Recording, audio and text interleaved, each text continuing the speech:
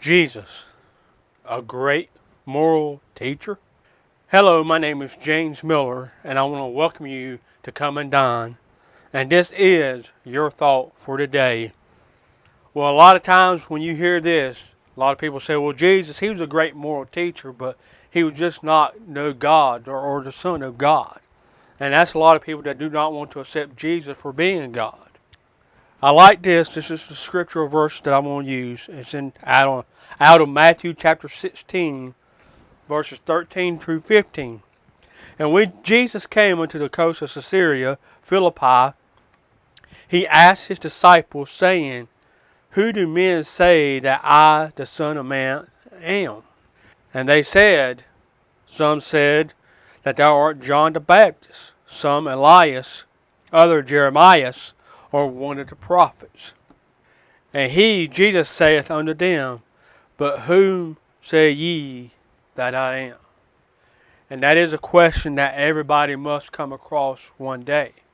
Thankfully, the answer to that question was Jesus Christ was my Savior and my Lord. But I want to go back to this thought of, was Jesus just a great moral teacher? And I would like to quote you C.S. Lewis, a statement that he made about this very thing, about Jesus being a great moral teacher. Now, C.S. Lewis was a Christian man, and he was what I consider a great defender of the faith. And this is what C.S. Lewis had to say this. He says, I am trying here to prevent anyone saying that really foolish thing that people often say about him, that is Christ. I'm ready to accept Jesus as a great moral teacher, but I don't accept his claim to be God. That is one thing we must not say. A man who was merely a man and said the sort of things Jesus said would not be a great moral teacher. He would either be a lunatic on a level with a man who says he is a poached egg, or else he would be the devil of hell. You must make your choice. Either this man was the Son of God, or else a madman, or something worse. You can shut him up for a fool, you can spit at him and kill him as a demon, or you can just fall at his feet and call him Lord and God. But let us not come up with any patronizing nonsense about his being a great human teacher. He has not left that open to us. And that is what C.S. Lewis made. So I want the thought about C.S. Lewis' statement. And I want to go with, what does the Bible say about Jesus Christ? We hear the story about the four friends with a man that was sick with palsy. We know that they went to see Jesus, but they could not get in. The house was full. So they get up on top of the roof, they break away the roof, and lower the man down. And and when Jesus saw their faith, he said unto the sick of palsy, he says, Sons, thy sins be forgiven thee. Now as a result, there were certain scribes there that were reasoning within their hearts. And they were saying, why does this man speak blasphemy? Who can forgive sins but God only? We know that the Bible also said, where Jesus said, the Father and I are one. Now, Jesus forgave sins. Only God can do that. And even the Pharisees and Sadducees and scribes know that. And now we got here where Jesus is saying this in John chapter 10, verses 30 through 33. I and my Father are one. And then the Jews took up stones again to stone him. See, they wanted to stone him before a time. And Jesus answered them, says, Many good works have I showed you from my Father. For which of these works do ye stone me?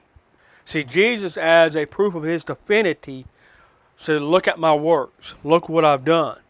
And then this is what the Jews answered, and saying, For good works we stone thee not, but for blasphemy, because thou being a man, makest thyself God. There's the Bible again.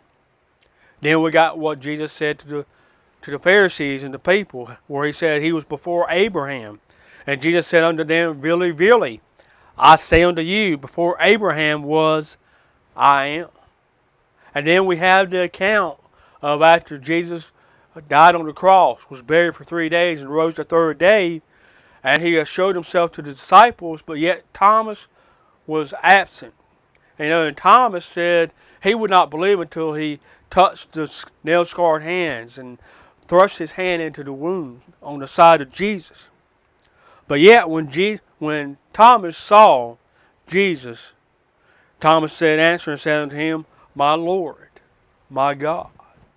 And I just want to put a little pudding on the side here. And Jesus said unto Thomas, "Because thou hast seen me, thou hast believed. Blessed are they that have not seen, and yet have believed." And that's putting on the side because Jesus was talking about me. He was talking about you. To all those that believe Jesus without seeing Him. So in actuality, you were blessed before you were born. So the final thought is this.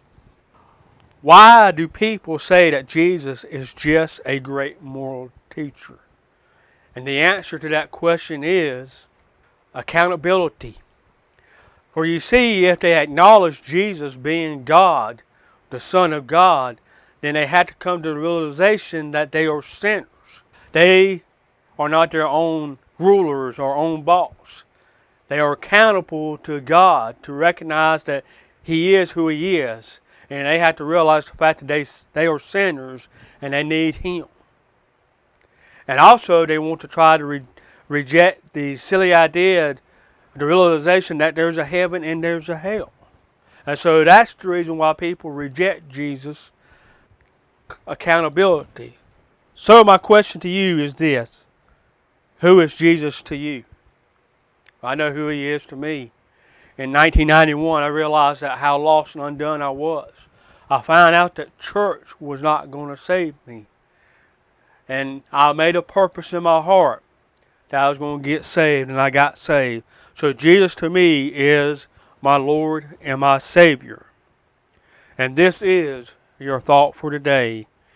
I want to thank you for listening. God bless you, and you have a good day. And if you would, please like, subscribe, and share. And if you would, comment below. To God be the glory.